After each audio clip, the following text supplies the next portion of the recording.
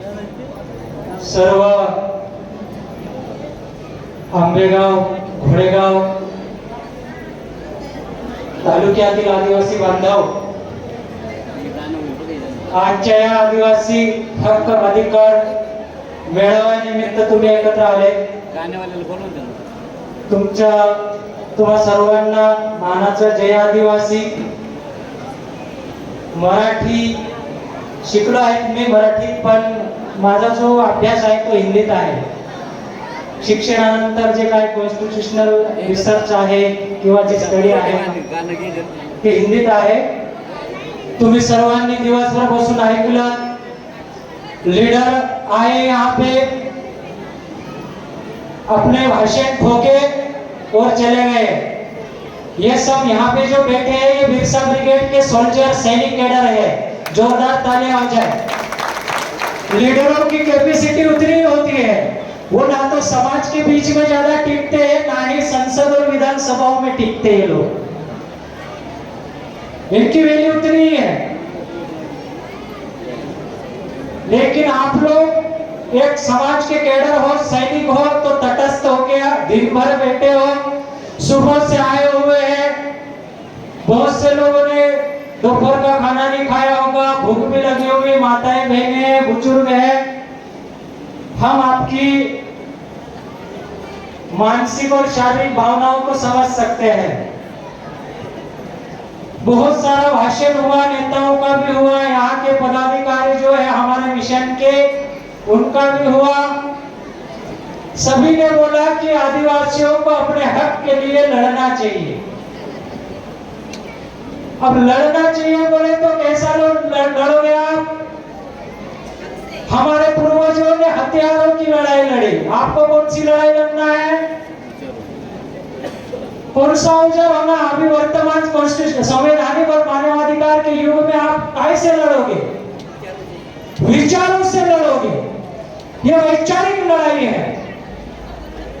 तो आप लोगों ने समाज को लड़ने की दिशा में विचार दिए हैं क्या? हम बोल तो देते हैं क्या आदिवासींनी लढलं पाहिजे, आपल्या हक्क अधिकारासाठी आवाज उठवला पाहिजे, पण त्यासाठी तुम्हाला सामाजिक शिक्षा दीक्षा देऊन तुमच्यामध्ये विचार निर्माण करण्याचं काम केलं आहे का मागच्या 3-4 वर्षात सह्याद्रीमध्ये? जोपर्यंत 2015, 16, 17 आणि 18, 19 पर्यंत मला माहित नाही, मी पण येत राहतो इथं, केडर प्रशिक्षण शिबिर तुमचे सतत चालू होते। समाजामध्ये विचाराचं बिजारोपण होत होतं, पण आता काय है, आपकी सामाजिक सक्रियता या पॉलिटिकल सक्रियता की ओर ज्यादा झुकाव दिखाई देती है, इसीलिए मिशन फेल हुआ है। मैं भाषण करने के लिए नहीं आया, मैं दादा के साथ में बैठ के चर्चा करने के लिए आया था, क्योंकि दादा ने मुझे बोराड़ी में बोला था कि आपको आना है आपेगा। कार्यक्रम के बाद में हम लोग 5-6 घंटे का कैडर करेंगे और इस पे चर्चा करेंगे। सह्याद्री का मिशन का जो स्ट्रक्चर है पूरा खत्म कर लिया आप लोगों ने, इसको रिकंस्ट्रक्ट करना है हमको। पूरे देश में मिशन के एक ही रूल्स रेगुलेशन चलेंगे, एक ही अनुशासन रहेगा, एक ही आदेश रहेगा, उसी पे आपको चलना पड़ेगा। जो मिशन के सिद्धांतों से भटकेगा उसको मिशन से बाहर का रास्ता दिखा देंगे हम लोग। पूरा मिशन का ताना बाना कहाँ है? कैडर बिरसा ब्रिगेड का। यहाँ टोपी पहन लेने से विचार नहीं आते हैं। यहाँ है क्या सोच तुम्हारे पास में? मिशनरी ब्रेन है क्या? जिस दुश्मन के साथ में आपकी वैचारिक लड़ाई है वो दुश्मन आपसे बहुत आगे है। कम से कम आप उसका मुकाबला नहीं कर सकते हो, लेकिन दुश्मन के समांतर अपनी व्यवस्था का तो निर्माण कर लो आप लोग, तब बचोगे, आदिवासी अस्तित्व बचेगा। बाकी ये चीजें तो होती रहेगी, विकास, उत्थान, कल्याण सबसे है बातें। समाज की कौन कैसे बचेगी, अस्तित्व कैसे बचेगा? आदिवासियों का इतिहास है, आजादी की लढाई 180 साल हुई, 180 वर्ष स्वातंत्र्याची लढाई झाल्या, त्याच्यामध्ये 70% लढाई आदिवासींनी आपल्या दमवर लढली। 7.5 लाख आदिवासी शहीद झाले, त्याच्यात 3 लाख महिलाएं शहीद झाली। तब जाके संविधान के अंदर जो समझौता हुआ, जो हमारे लिए प्रोविजन आए, जो प्रावधान आए, आदिवासियों के हिस्से में जो भी संवैधानिक प्रोविजन हुए हमारे पूर्वजों की शहादत के बदले और उसके बदौलत है। खैरात में किसी ने नहीं दिया। 7 लाख आदिवासियों ने अपना खून बहाया, तब जाके आपके जो संवैधानिक ढांचा बना, जिसको ये जिम्मेदारी संविधान निर्माण की दी गई, उन्होंने इस चीज को एक्सेप्ट किया कि इस देश में 70% जो आजादी की लड़ाई है ये आदिवासियों की लड़ाई है। हमारे पूर्वजों की लड़ाई आदिवासी क्षेत्रों में स्वशासन और स्वायत्ता आधारित लड़ाई थी। हमारे पूर्वजों ने ब्रिटिशों से सत्ता हस्तांतरण की लड़ाई नहीं लड़ी, और इन्होंने देश के लिखित इतिहास में लिख दिया, जो 4-5 लोग ब्रिटिशों से ट्रांसफर ऑफ पावर एग्रीमेंट किए 14 अगस्त 1947 रात को 12 बजे माउंटबेटन के साथ में, वो लोग इस देश के स्वतंत्रता सेनानी हो गए या महापुरुष कहलाए गए। हमारे पूर्वजों ने हमारी पूरी कौम की कौम लूटा थी। 70%, 7 लाख शहीद हुए। उनको क्या नाम दिया इन्होंने? क्रिमिनल ट्राइब्यूनल बिल 1871 का। यानी कि उस टाइम पे जो भी आदिवासी अपने हक अधिकारों के लिए लड़ता था, उसको एक बदनामी का लेबल, सतपुड़ा हो, सयाद्री हो, भारत का कोई भी आदिवासी क्षेत्र हो, उस क्षेत्र में आदिवासियों को क्रिमिनल ट्राइब्स का दर्जा दे दिया गया था। क्रिमिनल ट्राइब्स ने क्या? गुनहगार जमात कायदा, जन्मजात गुनहगार का लेबल। इन लोगों की मानसिकता जो है आदिवासियों के प्रति ना तो उस समय पे बदली थी ना आज बदली थी। हमारे पूर्वजों को इन्होंने क्रिमिनल टाइप्स बोला, अपने स्वायत्ता और स्वशासन के आधार पे अपने हक अधिकार मांगे, और आज हम मांग रहे हैं तो हमारे लोगों को नक्सली बोलते हैं लोग। नाम बदला है, मानसिकता नहीं बदली इनकी। हम क्या शहरों में जाके अधिकार मांग रहे? क्या हमारे इस क्षेत्र में जो 5th शेड्यूल एरिया का जो प्रोविजन हुआ, जो 5वीं अनुसूचित क्षेत्र का जो प्रावधान है कि आदिवासी क्षेत्रों में जो अनुसूचित क्षेत्र है वहां पे उनका स्वायत्त और स्वशासन होगा। स्वायत्त स्वशासन यानी क्या? उनका पारंपरिक स्वशासन, उनकी जो सामाजिक व्यवस्था है, जो उनकी पारंपरिक विधिक न्याय व्यवस्था है, उसके अनुसार उसका विकास और उत्थान होगा। यह अनुच्छेद 244 से 5वीं अनुसूचित क्षेत्र उस प्रोविजन में रखा गया है। उसके बाद में अभी आपके हमारे जो पुणे जिला के जिलाध्यक्ष हैं, अध्यक्ष साहब ने बोला, प्रवीण पारदी साहब ने, कि जो आप लोग ग्राम पंचायत ग्राम सभा लेते हो वो आपकी पारंपरिक ग्राम पंचायतें नहीं है। वो बिल्कुल सही है। वो पंचायत अधिनियम 1993 के अंतर्गत अनुच्छेद 243 का 243 का ग्राम पंचायतों को जो 32 अधिकार दिए गए, उसके अंतर्गत ग्राम पंचायत एजेंसी की वो ग्राम सभा है। आपको अनुच्छेद 13(1), 13(3) में आपकी पारंपरिक पंचमुखियाओं की न्याय व्यवस्था को विधि का बल दिया गया है 5th शेड्यूल एरिया में। यानी कि सभी दीवानी और फौजदारी मामलों पे न्यायिक निर्णय लेने का अधिकार आपकी पारंपरिक ग्राम सभा को है, पुलिस प्रशासन को नहीं है। पुलिस प्रशासन आपके क्षेत्र में तभी आएगी 2 मामलों पे आएगी, हत्या और डकैती के मामलों को छोड़ के सभी दीवानी और फौजदारी जो न्यायिक मामले हैं उसका गुणित ढंग से निपटारा करने का अधिकार जो है आपको आपकी ग्राम सभा को दिया गया है। उसको कस्टमरी लॉ बोलते हैं, फोर्स ऑफ लॉ, जिसको कस्टम ऑफ यूसेज लॉ बोलते हैं। यानी कि संविधान निर्माण के पूर्व से चली आ रही स्थानीय विद्यमान विधि, जब इस देश का संविधान नहीं बना था तब से यह पारंपरिक न्याय व्यवस्था आदिवासी पूर्वजों की चलते आ रही थी। उसी को जयपाल सिंह मुंडा ने बाबा साहब अम्बेडकर और नेहरू जी के साथ में आके उसको अनुच्छेद 13(3) का रिजर्व करवाया या उसको रखवाया और मूल अधिकार में रखवाया। तो हम लोग हमारे पूर्वजों के पारंपरिक रिवाजों के आधार पर संस्कारित एवं स्वशासित होते आए हैं। इसके लिए आदिवासियों का कस्टमरी लॉ है। एक हिंदू समाज व्यवस्था है, उनकी व्यवस्था संचालित करने के लिए उनका अपना हिंदू कॉन्वेंट और हिंदू पर्सनल लॉ है। एक मुस्लिम समुदाय अगर इस देश में है, उनकी समाज व्यवस्था संचालित करने के लिए मुस्लिम पर्सनल लॉ का गठन किया गया है। उसी पर्सनल लॉ के तहत उनकी सामाजिक गतिविधियां, उनकी व्यवस्था संचालित होती है।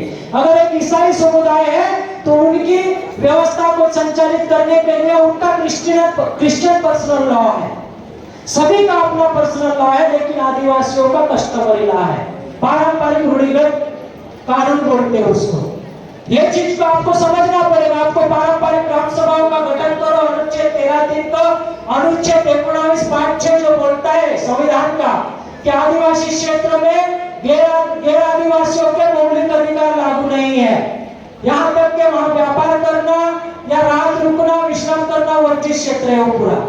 अब प्रशासन को इसका विशेष ध्यान देना चाहिए।